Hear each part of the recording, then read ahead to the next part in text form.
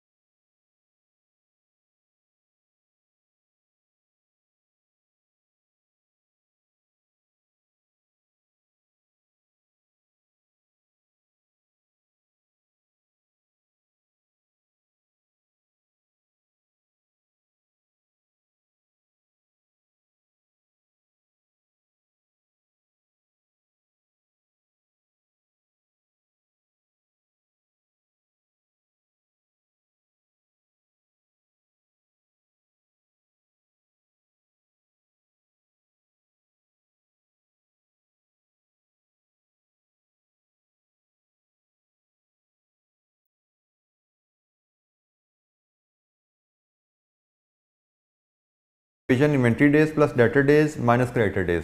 तो हम सबसे पहले इन्वेंट्री डेज लाते हैं, इसमें हम ऐड करते हैं डेटर डेज और इसमें से हम लेस करते हैं क्रेडिटर डेज। इन्वेंट्री डेज की वर्किंग मैं यहीं पे कर लेता हूं कि हमारे पास इन्वेंट्री डेज अब 3 तरह के हैं। एक रॉ मटेरियल इन्वेंट्री, एक वर्क इन प्रोसेस इन्वेंट्री और एक ये फिनिश गुड इन्वेंट्री। ये 3 जी हमारे पास इन्वेंट्री डेज की वैल्यूज़ हैं। सो raw material inventory 18 plus work in process inventory 12 plus finish goods inventory 24। तो हमारे इन्वेंट्री डेज आ गए 54। इसके बाद बारी आ गई जी डेटर डेज की। डेटर डेज या रिसीवेबल पीरियड एक ही बात है, वो है जी 52, ये ऐड होने हैं। फिर लेस करने हमें creditor days, supplier payment period वो है जी 35 डेज, ये हमने माइनस करने हैं। ये यहाँ से हमारे पास कैश ऑपरेटिंग साइकिल की वैल्यू आ गई 71 days. This is cash operating cycle. एक बेसिक हमने जो इक्वेशन सीखी थी कैश ऑपरेटिंग साइकिल की, उसकी हमने एप्लीकेशन यहाँ पे देखी। अच्छा जी, अब हमें अगर कहा जाए हम अपनी कंपनी का कैश ऑपरेटिंग साइकिल मेजर करें। अब कंपनी की हमें फाइनेंशियल स्टेटमेंट अगर दे दी जाए, इनकम स्टेटमेंट और बैलेंस शीट, और उससे हमें कंपनी का अपनी कैश ऑपरेटिंग साइकिल कैलकुलेट करना हो, तो we have set of formulas जिसमें हम डिफरेंट कंपोनेंट्स कैलकुलेट कर सकते हैं और उन कंपोनेंट्स की मदद से हम कैश ऑपरेटिंग साइकिल ले लेते हैं। जैसे हमें इन्वेंट्री डेज लेने हैं, अगर हमें बैलेंस शीट में इन्वेंट्री की एक वैल्यू अवेलेबल है तो हम इन्वेंट्री डेज की एक वैल्यू कैलकुलेट करेंगे। अगर हमें बैलेंस शीट में इन्वेंट्री की 3 वैल्यू अवेलेबल है, रॉ मटेरियल अलहदा है, वर्क इन प्रोसेस अलहदा है, फिनिश गुड्स अलहदा है, तो फिर ये हमारे पास उसके 3 फार्मूलाज आ जाते हैं, उसके 3 कंपोनेंट्स आ जाते हैं। हम बात कर चुके हैं इन्वेंट्री का हम एक डेज कैलकुलेट करेंगे अगर हमारी इन्वेंट्री की वैल्यू 1 अवेलेबल है। अगर इन्वेंट्री का ब्रेकअप अवेलेबल है तो फिर हम 3 उसकी वैल्यू कैलकुलेट करेंगे। Similarly we have debtor days का formula, we have creditor days का formula. We don't have to memorize these formulas, ये फार्मूलाज हमारे पास अवेलेबल होंगे। हम इन फार्मूलाज को सिर्फ हमने यूज़ करना सीखना है। हाँ, अंडरस्टैंडिंग ज़रूरी है क्योंकि डाटा बाज का एग्जामिनर को ट्विस्ट करके दे देता है, तो इस फार्मूला की अंडरस्टैंडिंग हमें ज़रूरी है।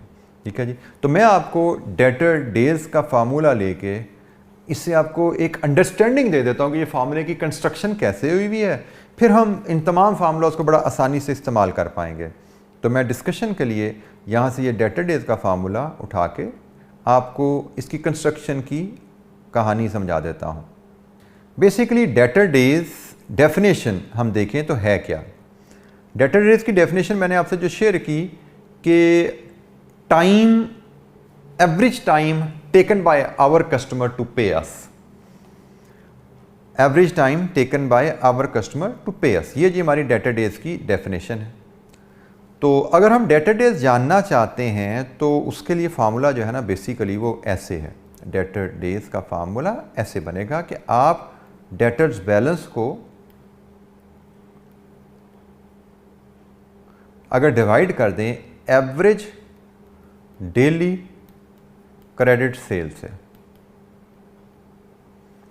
तो आपको डेटर डेज का वैल्यू मिल जाती है। फॉर एग्जांपल, अगर आपका डेटर बैलेंस 2000 है और आपकी एवरेज डेली क्रेडिट सेल 100 रुपया है, तो ये डाटा हमें क्या बता रहा है कि पिछले 20 दिन से हम सेल करते जा रहे हैं और पिछले 20 दिन की सेल का पैसा हमारे डेटर में फंसा हुआ है।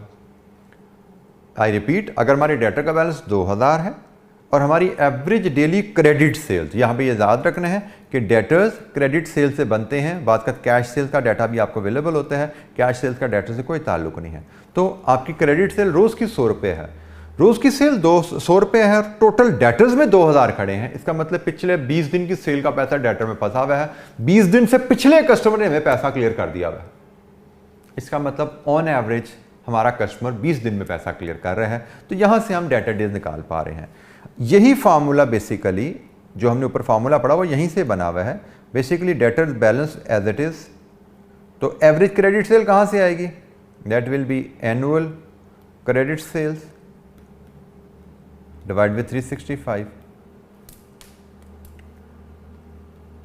और फिर यही 365 जो यहाँ डिवाइड हो रहा है इधर मल्टीप्लाई हो जाता है। तो ये फार्मूला की आपकी कंस्ट्रक्शन है कि डेटर डेज कहाँ से निकलते हैं, debtor balance over annual credit sailed into 365।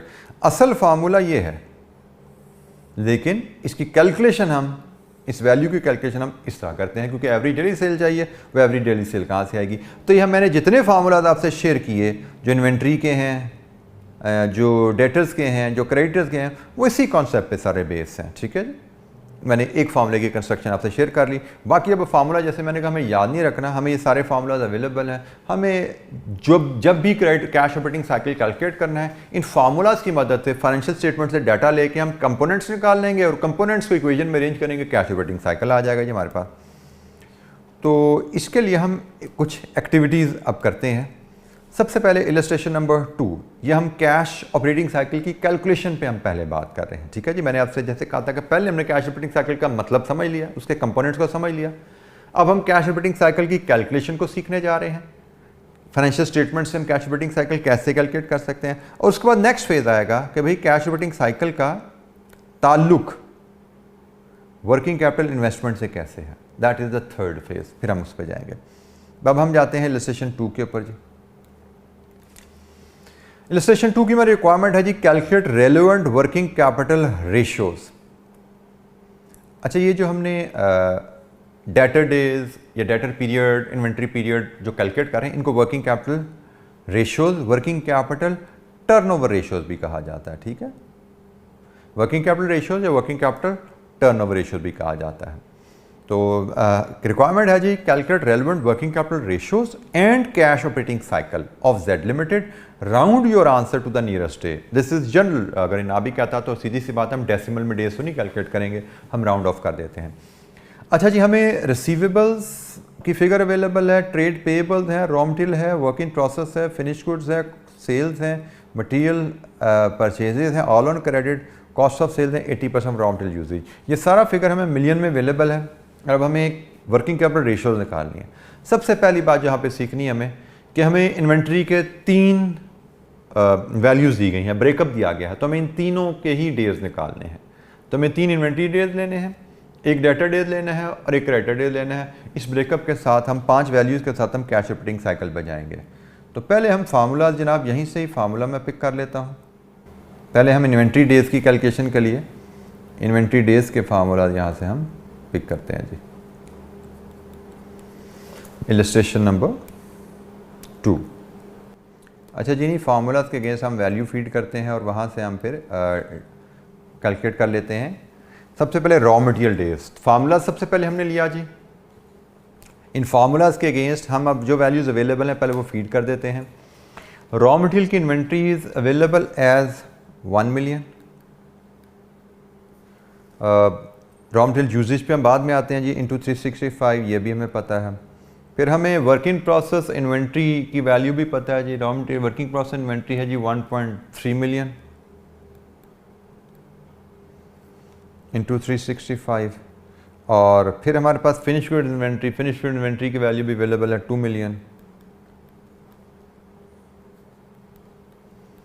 अब हम इनके जो डिनोमिनेटर हैं उस पर बात करते हैं। कॉस्ट ऑफ सेल्स, हमें कॉस्ट ऑफ सेल्स चाहिए फिनिश गुड्स के लिए। तो कॉस्ट ऑफ सेल्स उसने हमें क्वेश्चन में क्या दिया जी, cost of sales information, cost of sales is given as 25 million. ठीक है जी, तो ये फिगर रेडीली अवेलेबल है। हम यहाँ पे कॉस्ट ऑफ सेल्स चाहिए, यहाँ पे कॉस्ट ऑफ सेल्स फीड कर देते हैं जी। फिर हमें कॉस्ट ऑफ प्रोडक्शन चाहिए। अच्छा जी, कॉस्ट ऑफ प्रोडक्शन और कॉस्ट ऑफ सेल्स में डिफरेंस क्या होता है? कॉस्ट ऑफ प्रोडक्शन और कॉस्ट ऑफ सेल्स में डिफरेंस क्या होता है? अगर आप इक्वेशन रिकॉल करें तो cost of production plus opening stock of work in process minus closing stock of work in process, यहाँ से आपको cost of goods produce plus opening minus closing stock of finish goods, यहाँ से cost of sales आती है। अब इस question में क्या हमें opening closing work in process की फिगर्स अलग-अलग अवेलेबल हैं? Answer is no. हमें फिनिश गुड्स की एक ही फिगर अवेलेबल है, तो हम अज्यूम कर सकते हैं जो ओपनिंग है वही शायद क्लोजिंग रहा होगा। ठीक है जी, तो हम इसका मतलब हमारी कॉस्ट ऑफ सेल्स और कॉस्ट ऑफ प्रोडक्शन बराबर हैं, तो यहाँ पे भी डिनोमिनेटर में 25 मिलियन की फिगर ही यूज़ होगी। रॉ मटेरियल यूजेज के बारे में उसने बताया हुआ क्वेश्चन में जी, वो 80% रॉ मटेरियल है, हमारी कॉस्ट ऑफ सेल में 80% रॉ मटेरियल है, तो जितनी प्रोडक्शन कॉस्ट ऑफ सेल है, जितनी प्रोडक्शन कॉस्ट का 80% हमारी कंजम्पशन होगी। प्रोडक्शन कॉस्ट का 80% हमारी रॉ मटेरियल यूजेज आती है, तो 25 का 80 इट कम्स टू 20 मिलियन। ये लीजिए कि हमारे सारे डिनोमिनेटर भी आ गए, न्यूमरेटर भी आ गए, हम डेज कैलकुलेट कर लेते हैं। 1 divide with 20 into 365 it is 18.25, तो इसको हम 18 डेज़ कहेंगे। 1.3 डिवाइड विद 25 इंटू 365 ये 18.98, इसको हम 19 डेज़ कहेंगे। Then we have 2 divide with 25 into 365 ये जी 29.2 है, तो इसको हम 29 डेज़ कहेंगे। तो टोटल हमारे इन्वेंट्री डेज़ यहाँ से हम ले सकते हैं 29 प्लस 19 प्लस 18, ये है जी 66 डेज़। इसको हम वैल्यू ए कह देते हैं इन्वेंट्री डेज़। फिर हमें डेटर डेज़ चाहिए। डेटर डेज़ का फार्मूला लेते हैं जी यहाँ से। हमें क्रेडिटर डेज़ चाहिए, तो हम क्रेडिटर डेज़ का फार्मूला भी यहाँ से ले लेते हैं। अच्छा जी, अब हम यहाँ पे वैल्यूज़ फीड करते हैं। डेटर डेज़ के लिए हमें डेटर बैलेंस चाहिए, तो डेटर बैलेंस रिसीवेबल बैलेंस हमारा है जी 4 मिलियन। हमें क्रेडिट सेल्स चाहिए, तो क्रेडिट सेल्स उसने हमें बताया हुआ है सेल्स टोटल 30 हैं, जिसका 80% क्रेडिट है। 30 का 80% हमारी क्रेडिट सेल्स है, तो 30 का 80% इज़ 24 इंटू 365। एंड लास्ट हमारा जी क्रेडिटर्स बैलेंस है, उसके लिए हमें क्रेडिटर्स का बैलेंस चाहिए। Creditor balance is trade payables 2 million, और डिवाइड करने में एनुअल क्रेडिट परचेजेस से, और उसके लिए हमें एंड मटेरियल परचेज की फिगर रेडीली अवेलेबल है, उसने ऑलरेडी बताया ऑल ऑन क्रेडिट 18 मिलियन हमारी परचेजेज आ गई जी।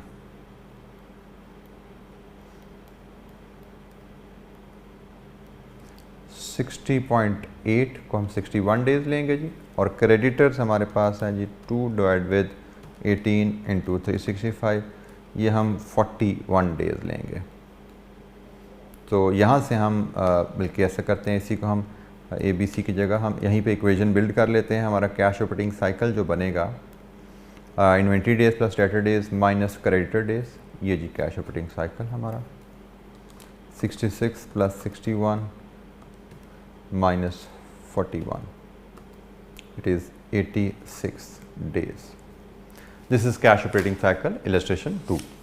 अच्छा जी, कैश ऑपरेटिंग साइकिल की ही कैलकुलेशन के लिए एक इलस्ट्रेशन और देखते हैं, इलस्ट्रेशन 3। इसमें भी हमारी रिक्वायरमेंट है calculate the cash operating cycle.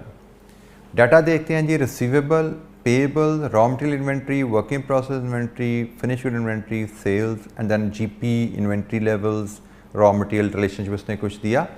तो यहाँ से हमें कैश ऑपरेटिंग साइकिल निकालना है, तो कैश ऑपरेटिंग साइकिल के कंपोनेंट्स हमें पता है, इन्वेंट्री, रिसीवेबल, पेएबल, और इन्वेंट्री के हमें यहाँ डिटेल से पता लग गया कि भाई 1, 2, 3 डेज निकलने हैं। तो वही सेम हमें फार्मूलाज चाहिए, और उन्हीं फार्मूलाज की मदद से हमने ये 5 वैल्यूज़ निकालनी हैं, 3 इन्वेंट्री की, 1 रिसीवेबल, 1 पेएबल, और यहाँ से हम अपने कैश ऑपरेटिंग साइकिल को कैलकुलेट कर पाएंगे।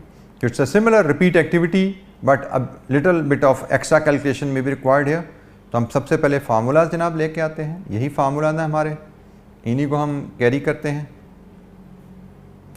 इन्वेंट्री के लिए पहले हम कैरी कर लेते हैं यहाँ पे।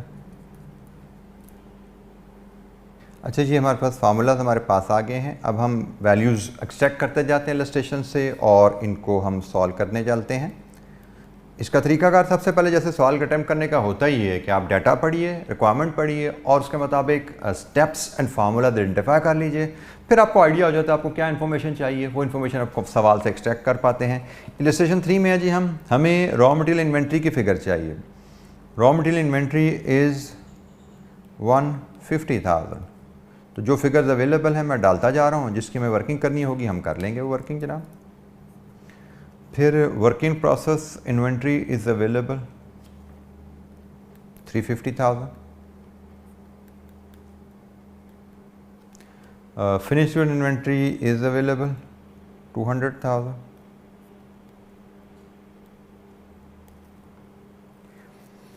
अच्छा, यहाँ पे एक मैं तवज्जो दिला दूँ आपकी, अगर हमसे कभी cash operating cycle in weeks कहा जाए तो यहाँ पे आप 365 की जगह 52 कर दीजिए, आपका डेज इन वीक्स आ जाएंगे और cash operating cycle in weeks calculate हो जाएगा।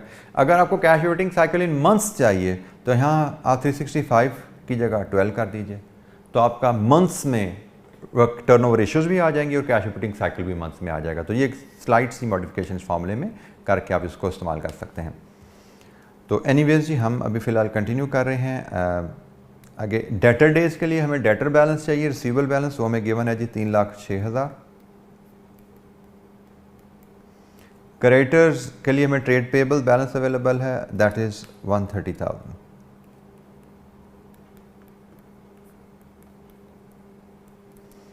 अच्छा जी, अब हम जो डिनोमिनेटर की वैल्यूज़ हैं वो ढूंढना शुरू करते हैं। हमें डेटर्स के लिए सेल्स चाहिए, तो sales all on credit available 3.6 million. ठीक है जी, क्रेडिट सेल्स हमें अवेलेबल है।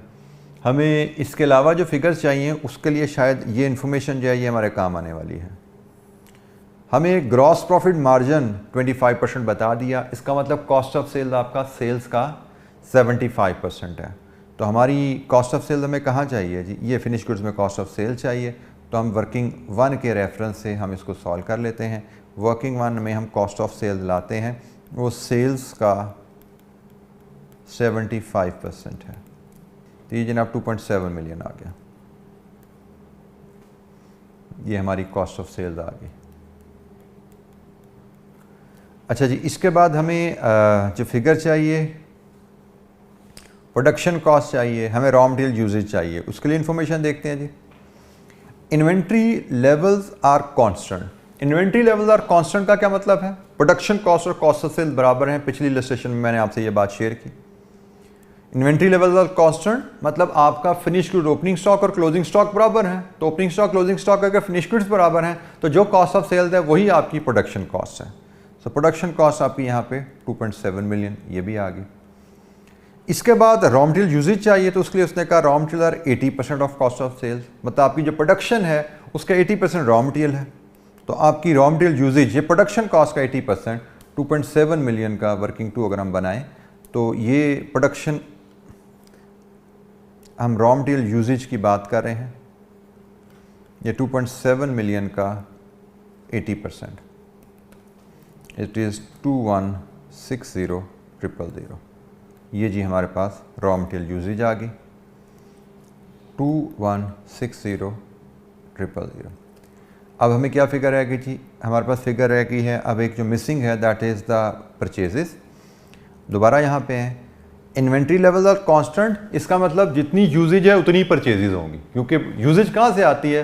Purchase plus opening stock minus closing stock. तो जब ओपनिंग स्टॉक क्लोजिंग स्टॉक बराबर हैं तो इसका मतलब परचेज और यूजेज बराबर हैं। और फिर उसने कह दिया सारी परचेज है भी क्रेडिट पे, तो इसका मतलब टोटल परचेज जितनी भी आएगी वो सारी की सारी क्रेडिट पे है।